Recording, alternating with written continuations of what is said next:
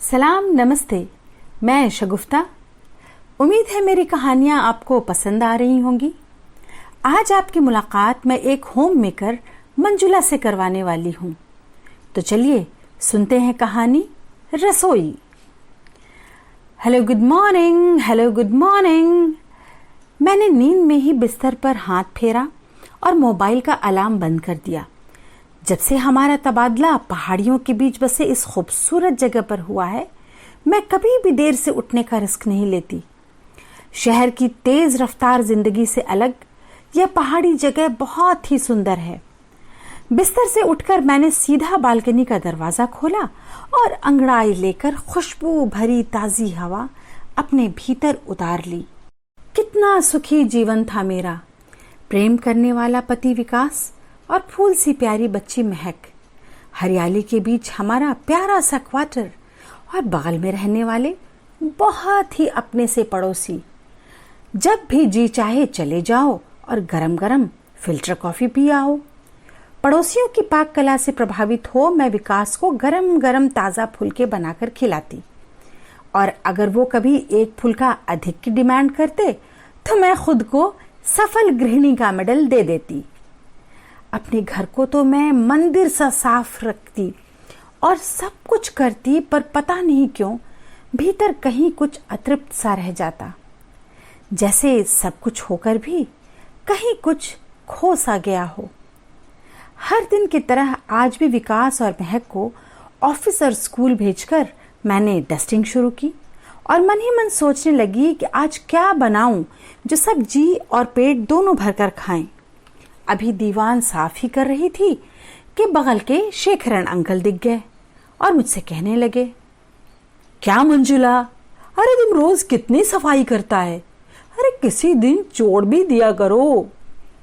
Uncle की मद्रासी हिंदी सुनकर मैं मुस्कुरा उठी।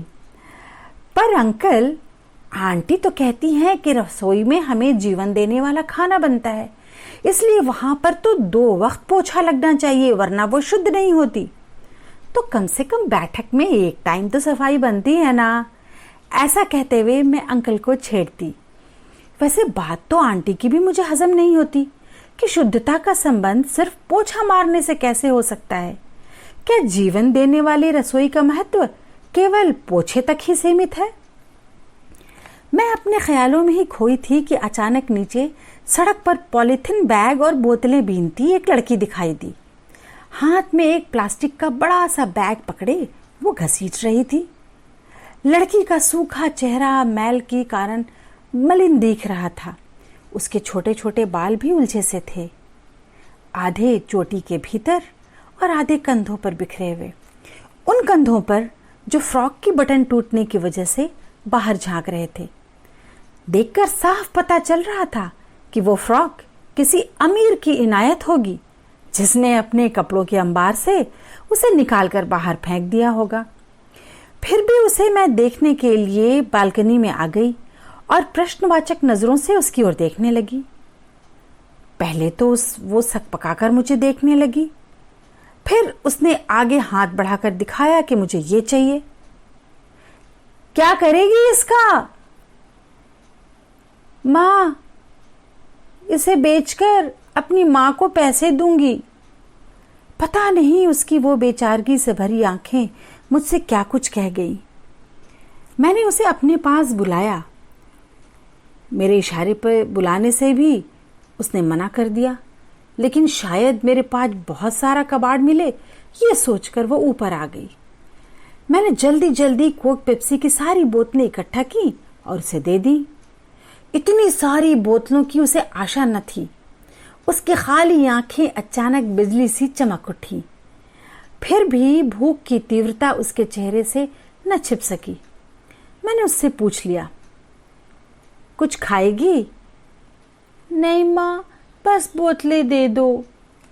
शायद उसे भी उसकी माँ ने अजनबियों से दूर रहने की सीख दी होगी। ना ना ना ना, तू अगर कुछ नहीं खाएगी तो मेरी बोतल वापस दे। पता नहीं आज मुझ पर कौन सा सुर सवार था। अच्छा ठीक है, खा लूंगी, लाचारी के साथ उसने जवाब दिया। मैंने मौके का फायदा उठाकर उसे जल्दी से अपने घर के भीतर बुलाया और मुंह हाथ धोकर बैठने को कहा। वो बेचारी भी अजीब कश्मकश में थी और मुझे इस धरती का न समझकर कोई एलियन समझ रही थी। अपनी नजरें घुमा घुमा कर वो कमरे का जायजा ले रही थी। अचानक उसकी नजरें मेरी बिटिया के हवा भरे प्लास्टिक के खिलौने वाले जहाज पर पड़ी, जो मैंने दरवाजे के बीचों बीच लटका कर रखा था। ऐसा लगता था मानो वो जहाज अभी बाहर आकाश में उड़ के चला जाएगा। उसे देखते ही उसकी आंखें चमक गईं और उसका चेहरा भोली मुस्कान से रोशन हो गया।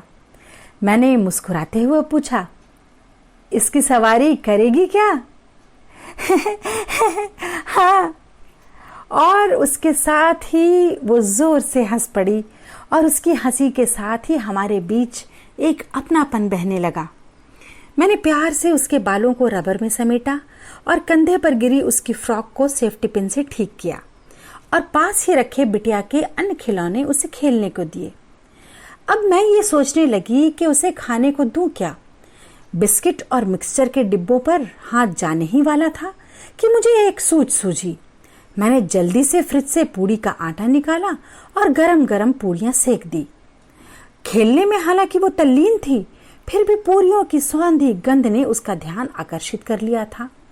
जब मैंने उसे आवाज दिया तो वो दौड़ती हुई आई, लेकिन रसोई घर की ड्योढ़ी पर ठिठक कर रुक गई, जैसे अचानक किसी ने उसके पैरों में बेड़ियां डाल दी हों।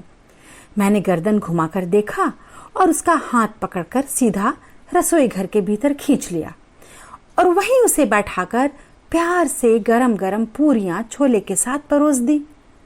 वो कभी मुझे देख रही थी और कभी उस नाश्ते को, जैसे उसे यकीन ही न आ रहा हो।